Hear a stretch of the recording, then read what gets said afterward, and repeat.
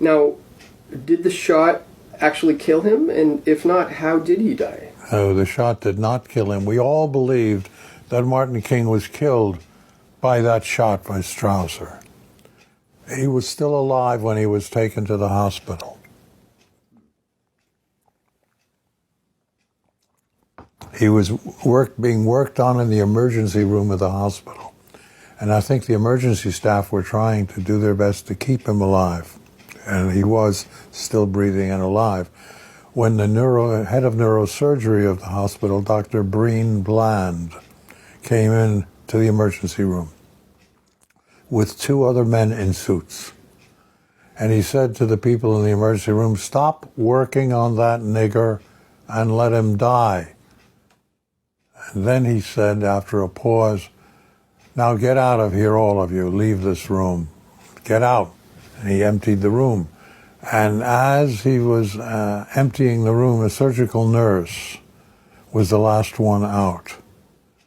And she heard them do this, like picking up water in their mouths. And that caught her attention, and she turned and she saw them spit on the body of Dr. King, the three men. Then she saw Dr. Bland, take a pillow and put it over his face and suffocate him. And that's how Martin King was killed. Now you can say, oh, you only had one witness. You had this black surgical nurse.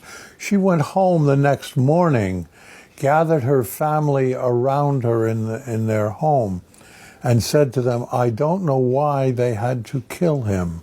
And she repeated this story. And it was one of her sons who, under oath and under video deposition, told us all this story about how it happened. She saw it happened. And everyone in the room of that video deposition believed him. He was blind, and he was a diabetic victim. He had no reason to lie. He was very moving in the way he spoke, and he told us the truth. Now, one could say, well, you still only had one witness. You know, good journalists, for something as horrific as this, need two witnesses to confirm it. Well, we had another witness. Again, the son of the head of the Dixie Mafia leader told us that his father died, by the way, and the elder brother took over the assassination responsibility. So the elder brother and he were sitting in a meeting with Dr. Bland. Dr. Bland was their family doctor. They were sitting in a meeting with Dr. Bland, and Bland said to the son, Russell Jr., if the bullet doesn't kill him, make sure they take him to St. Joseph's Hospital, and we'll make sure that he doesn't leave there. Now, the son heard this at the time. The boy heard this, and he was not a young kid. He was about 15, 16 at that time, and he heard that. And this was a 2-day, multi-hour deposition that I did of him that brought out a lot of these facts that we otherwise never would have known. And he today is in a hospice, I believe, dying of cancer.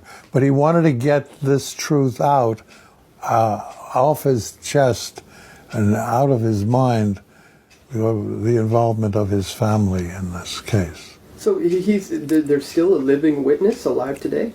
Well, he was dying of cancer, so I don't know how far along he is.